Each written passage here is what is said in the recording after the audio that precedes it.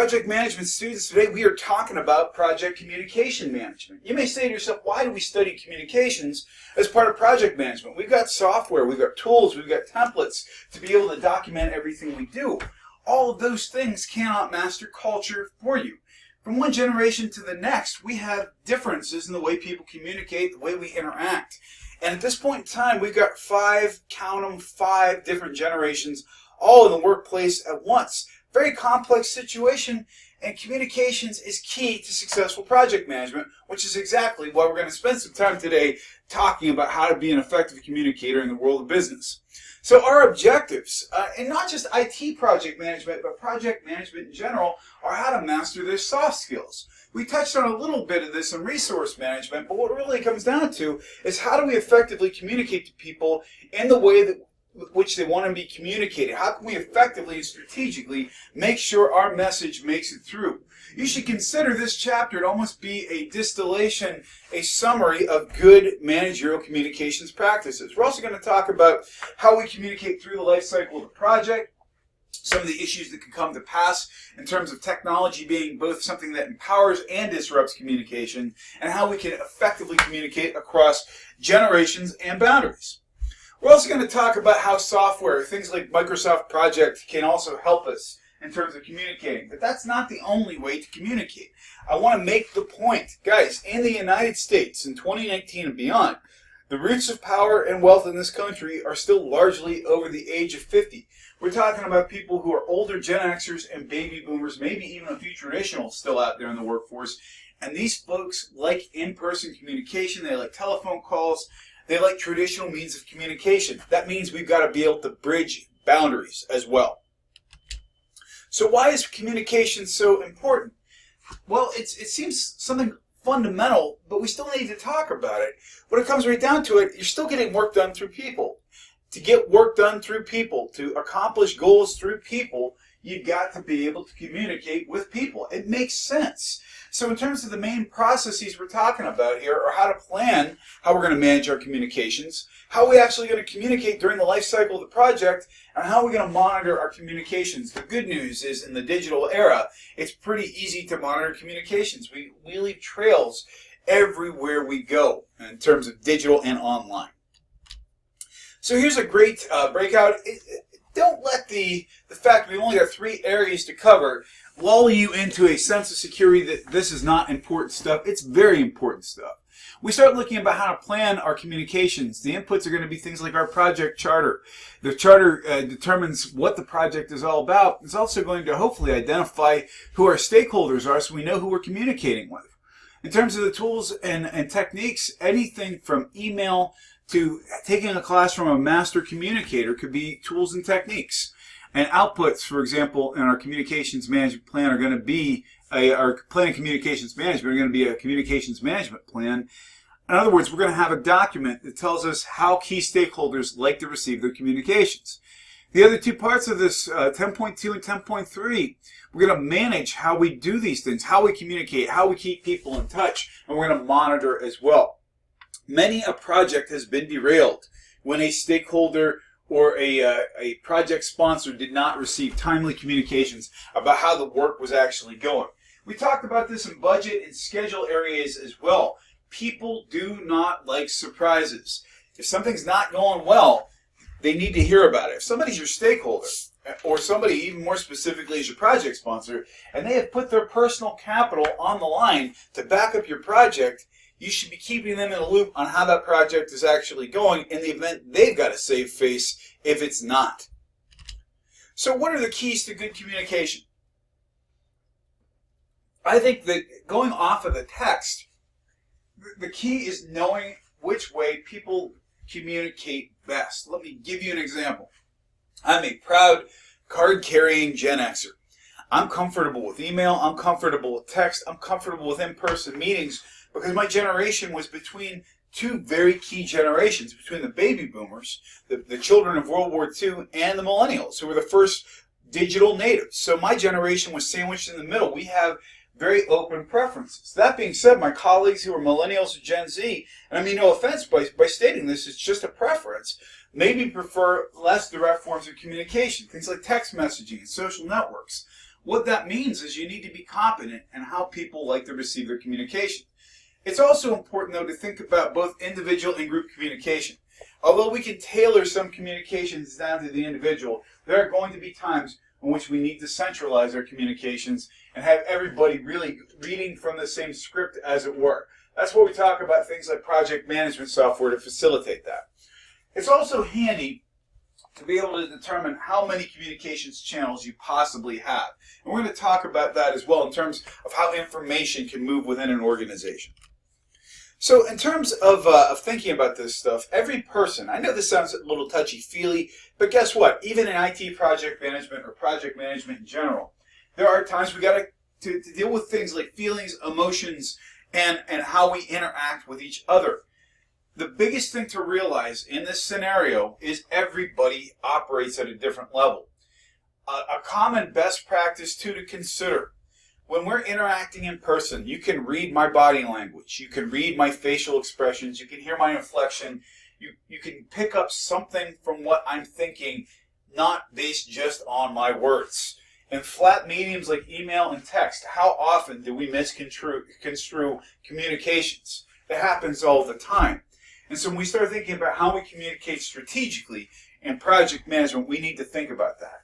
And I love the end line on the slide. Think about things from the other person's perspective. I've said this before, but generally speaking, people do not do things without a reason.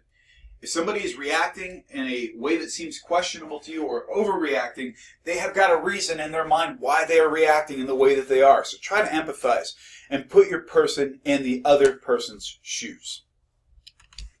So what goes wrong?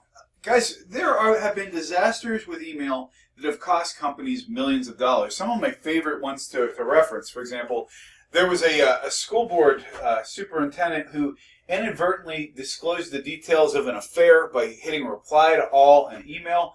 The reply to all disasters, for example, have derailed many projects, especially if you're speaking about sensitive information.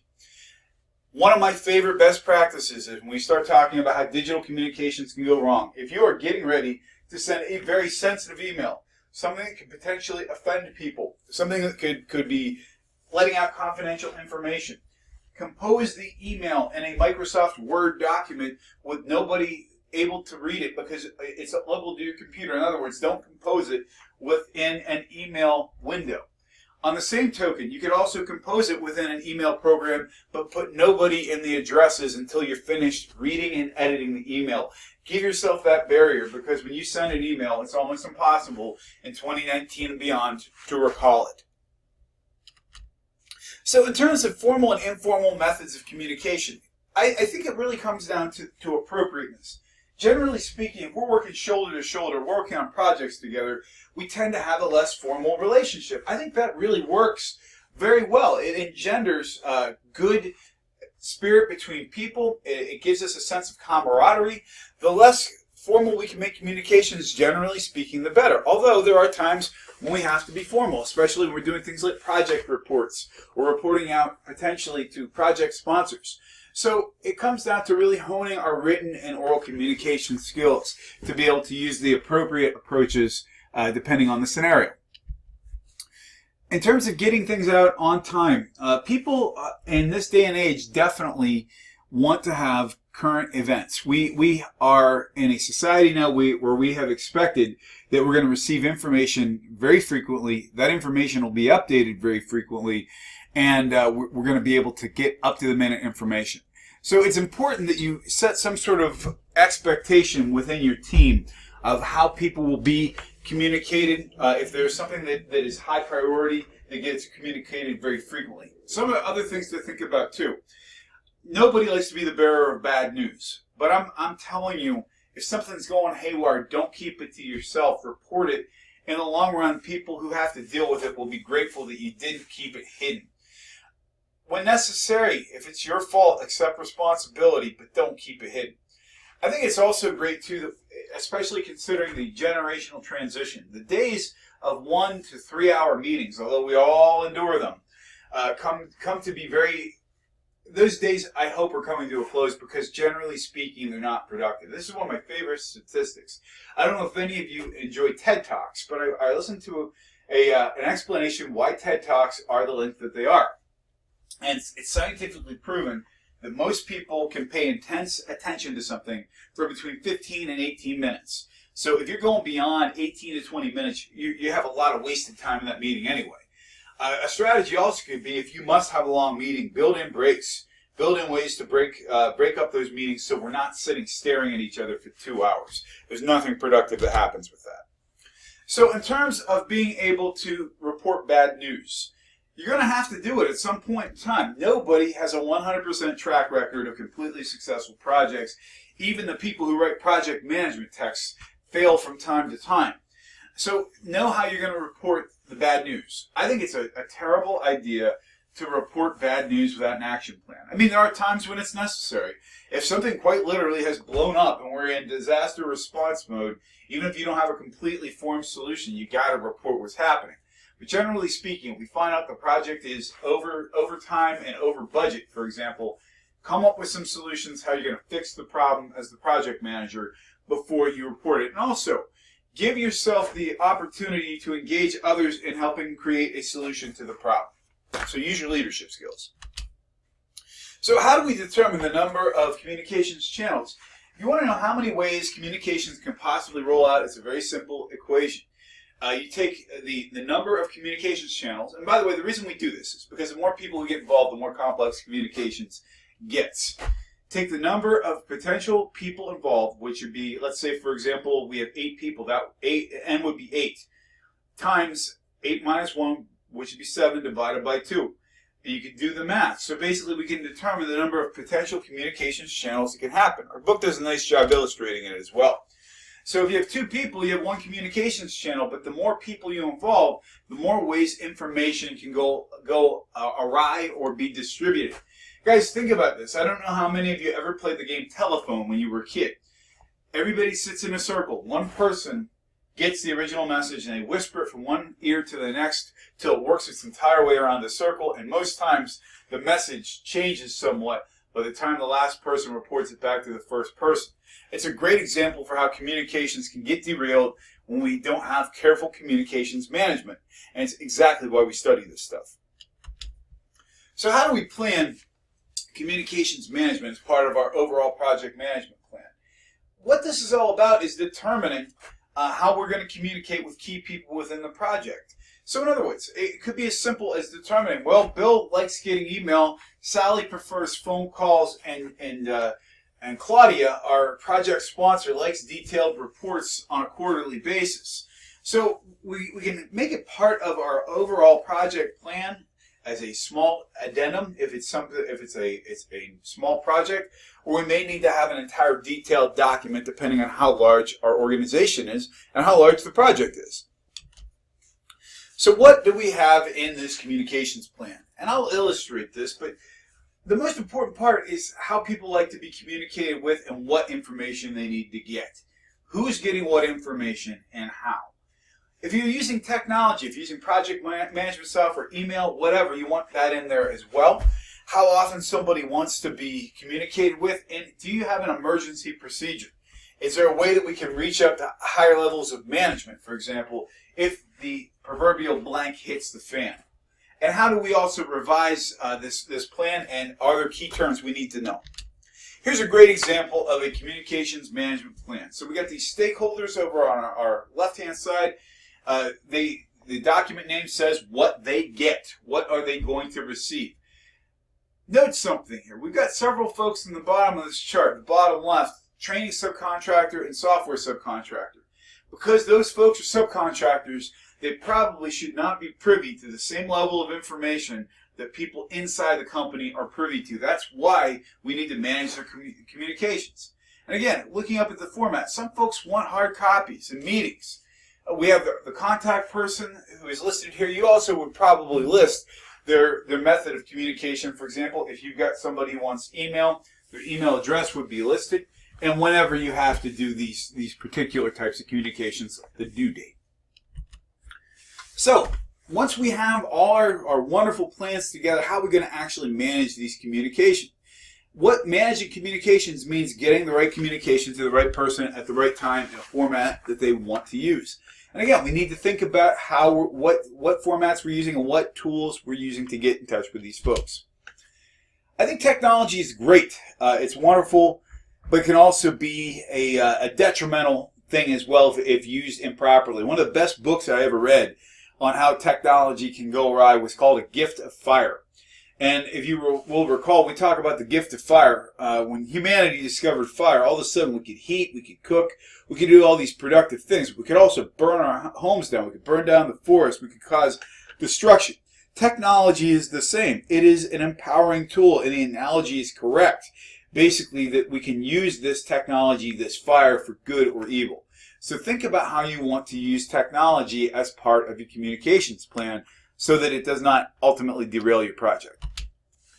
So in terms of global issues, when we're getting into tech, our techs like using the example of what happened, for example, with natural disasters.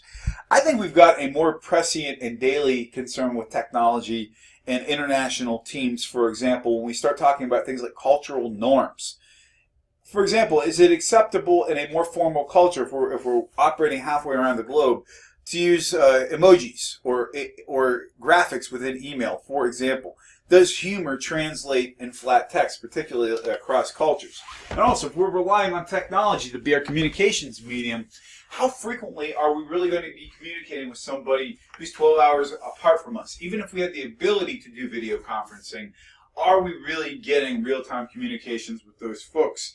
Another concern, too, something to think about. When you get into countries in Europe, I'm thinking particularly of Germany, many folks there do not have access to company email outside of working hours, and that is a very conscious effort.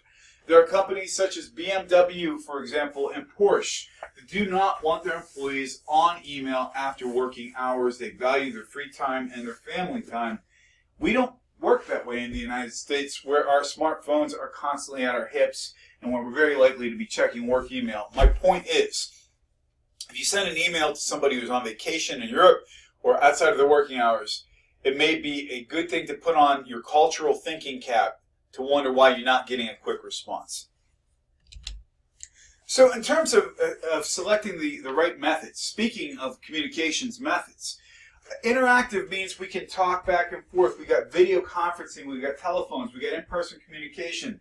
The advantages are we can read people, we can see if our message is making it through, if we're upsetting someone, if we're making them happy. It's a fantastic tool, but it's not always possible. Then we get into what we refer to as push communication, when we're sending emails out, we're sending faxes, we're sending voicemails, versus pull information, where I'm logging on to a shared project management site and pulling down somebody's most recent updates. Again, in an international environment or even a cross-cultural environment, sometimes it's very difficult to effectively communicate when we don't have interactive communications. So a lot of things go wrong, guys. A lot of things go wrong across cultures. One of the best examples I can think of doesn't even involve getting outside the borders of our country. There was a situation where a major contractor, I may have mentioned this in another chapter as well, a major contractor was working with NASA to create a satellite. Well, they ended up with about a $1.5 million problem when it was discovered that one group of engineers was working with English measurement units and the other in metric, and that was a result of miscommunications. So if we get across the globe, if we can't even manage our own internal structures when it comes to measuring parts for satellites, what other potential issues can we have? Think about the way we collaborate and communicate in informal cultures versus formal. And when we get into countries that, for example, have caste systems. In my country, in the United States, I can have a very casual, direct conversation with my supervisor who outranks me and has much more authority than I do. I can still call him by his first name because he allows that. If I'm operating within a culture and a caste system, having a direct conversation with someone or telling them they're wrong may be a tall order. So you got to know the cultures you're dealing with as well, particularly when we're dealing with international business. So how about reporting performance? Guys, why do we do this? Nobody likes to be, there's an old terrible joke, and I'll edit it for the purposes of a general audience. Nobody likes to be a mushroom. And what that means is nobody likes to be kept in the dark and fed blank. So don't make your project sponsors and don't make your project stakeholders mushrooms. Make sure that you are keeping them in the light and you're telling them what's going on. So we have progress reports, status reports, and forecasts. What this means is we're telling people how we're doing, where the project is in terms of the entire project management plan, and where we expect to go. Why do we want to predict this stuff? If you're predicting you're going to be over budget and behind schedule, well, somebody who's in a stakeholder position or in a project sponsor position may have a management reserve they can tap to give you some additional funds and resources, but they can't tap it if they don't know you need it. So that's why we also want to make sure that we're reporting performance. When we're monitoring communications, the one advantage of digital, I should say one of the advantages of digital, is that we can track if somebody has received a communication or not. Did they reply to the email? Can you show us in your sent folder you actually sent it? Are people logging on to the system? And so all of these things tie into monitoring communication. And again, the project manager, him or herself, needs to periodically check in with everybody to be able to make sure they're receiving the right communications, that they are being communicated with, that they're being kept in the loop on projects. And that's what monitoring communications is all about. Sometimes it's really good if you have the ability, and if it's a large enough project, bring somebody in from the outside to be able to do an assessment. How are communications going? How are people being tied together? What are your thoughts? I also think a periodic meeting. As much as I hate meetings, I hate them. I hate having several hours of my life wasted. I think that occasionally you need to sit down with everybody in the room or virtually and have a conversation. How is the project going? So what are some ways that we can improve our communications? Well, the first is work on your soft skills. If you are not comfortable making eye contact and speaking with people, work on it. When we say run effective meetings, what that means is don't talk for the sake of talking. Have an agenda, stick to it, be mindful of people's time, and at the end of the meeting, have a task list and people responsible to show that meeting was there for a purpose, that it existed for a reason. We start talking about using email and other technologies effectively. I believe in a strategy called BLUF. That means bottom line up front. I should be able to look at the subject line of your email and determine if I need to open it or not. All these preambles we put on the beginning of email subject lines, and all the niceties are great when we open up an email. Hey, how are you? How are your kids? How's football season going? Wonderful. But the more direct you can be, this is why I'm writing you. I can read the subject line and be able to say, yeah, I need to open this email. Or, no, I don't need to think about it today. We also have this habit of assuming that everybody in the entire company needs to be in the loop on absolutely everything.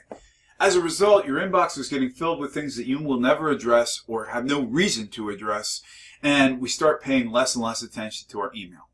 If you have good templates in your organization, use them. We can frame our communications more effectively. So some people benefit from training, but the bottom line is I think it comes down to practice. If you are a project manager, grow your staff. Have somebody who works under you run a meeting and to experience how hard this is. Learn how to interact with people. Start disseminating the authority a bit. So in terms of what's going on right now, social media is another concern that we have in terms of project communication. People have gotten into the idea that it's okay to share absolutely everything. And as we're seeing now, that's affecting our jobs. It's affecting how we're recruited. The reason I include this slide, however, means that young project managers sometimes need some coaching to say what is appropriate, what is not appropriate to talk about if you're a team leader, if you're running a project. And having a little bit of time with a mentor who can talk about what is appropriate sharing versus what is not can really help. Again, if you can avoid a meeting, people will worship the ground you walk on. Make the meeting worthwhile. If it's possible to have people read things ahead of time, if they will, send out documents people can read before they show up. That way, we can get right into the meat of the conversation. It's the same concept. If a teacher asks the class, will you read this chapter before we get together on Tuesday so we can talk about it, as opposed to having to cover all the basics. It's the same deal. The more that you can make the meeting interesting, I know the irony being that I'm doing a narrated PowerPoint right now. If you can make the PowerPoint slides more interesting and conversational, than informational. Sometimes that's better as well. So in terms of ways to use these kinds of tools effectively, the bottom line, don't waste people's time. If you're emailing someone, give them a reason why they want to read your email. In addition, think about this, guys. How are most of us using email these days? What devices are we reading most of our email and doing most of our internet access? Probably smartphones. I mean, I do more substantial replies to email when I'm sitting at my desktop, but I probably read more email on my smartphone because it goes with me everywhere. As a result, you've got to think about making paragraphs very short and concise. If you're getting past 6 sentences in an email, it makes it very fatiguing for some people to read it on a smartphone. Not just because I'm old and my eyes are bad, but because I want the information very quickly. Also, in terms of getting quick responses, I'm not suggesting you should repeatedly text your boss for no reason, but we tend to respond more quickly to texts. Why? Because we assume if somebody has our phone number, they obviously are somebody who knows us, which warrants a quicker response. So other things to think about. If you are using some sort of team collaboration software, you may be required to use a specific piece of software based on your organization, but if you have a chance to evaluate other packages, look at other packages, and also make sure that the people who need to use that software have training and have the appropriate levels of access to be able to post things. There's nothing more frustrating than if you're trying to put a report in on Friday night, you've worked on for 4 days and discover that you have no access to the part of the system you need to be able to submit the report. Some other best practices. We talked a little bit about things like Kanban boards. I don't spend a lot of time talking about this stuff because I think it comes down to what works for you individually. If having a shared area where you've got some sort of a task list you can post up or put Post-it notes on, whatever works for you, sure. Put progress reports up, communicate how well you're doing. If anything, it shows your team you're making progress, but it might also show your superiors that you're making progress on the project as well. So again, in terms of templates, Microsoft Office itself provides a lot of useful templates. Your organization may as well. So if you got templates for things like RAM and RACI, like we talked about in the previous chapter, that's great. If you have report templates within your organization, that's great. Or you may need to create your own or download your own. There's tons of them out there. We're going to be talking about some of those too when we get into things like procurement management as well. So again, we've got wonderful templates we can download from Microsoft Project that work very well. Basecamp is a piece of software quite a few people have some experience with. It's a great way to avoid blinding people with email. Instead of doing all your project management through email, Basecamp is a nice centralized tool to be able to tie everybody together. It's a subscription-based software as a service. Felt like my record was skipping there for a moment. And it's a wonderful and powerful tool. So again, there are other potential tools you can use as well, such as Jira Agile Reporting. So how do we use software to help us? Well, in terms of putting tasks right into Microsoft Project or whatever project management software you're using, some of the tasks that you want to include in there are when you need to send out reports, when you need to make sure stakeholders are being kept in the loop, or scheduling progress meetings. The more you use the software effectively, the better it'll treat you. The old adage in the world of IT is garbage in, garbage out. So the better you plan, the better you're going to be able to use this stuff. And again, we can use project management software such as Project to make sure that we are sending out information on any area of the project we want to use. So it does come down to the tools are great, but people still have to effectively use them. And if you're not effectively accounting for things like time zones and culture, the best tool in the world is not going to serve you well. So some considerations. If you're operating in an agile or adaptive environment, the communications are going to be brief and more frequent. There's a reason why there are daily 15-minute meetings. I think honestly, even if you're not using agile or adaptive, that's a great way to go. You're showing consideration for people's time and also getting people connected, especially if they're not working close to each other. And it's bottom line kind of stuff in 2019 and beyond, because we're all busier than we've ever been. The more we can set aside some time for effective communicating, the better off our projects are probably going to run. So in terms of a summary, guys, communication is still key, even in the world of technology. People power this stuff. And if you're a good project manager, you're going to spend probably the majority of your time communicating in some way, shape, or form. You should have a communications plan to know how people want to be communicated to, who needs what communications, when, and which form. In terms of distributing information, take it down to the individual. Technology is a powerful tool, but it does not supplant the actual human element of making sure we are effectively communicating with people. Technology is great, but it's still a tool. It's not the essence of good communications. Guys, thanks for sticking around for the ride. This is one of my favorite chapters. I hope you enjoyed it as much as I did.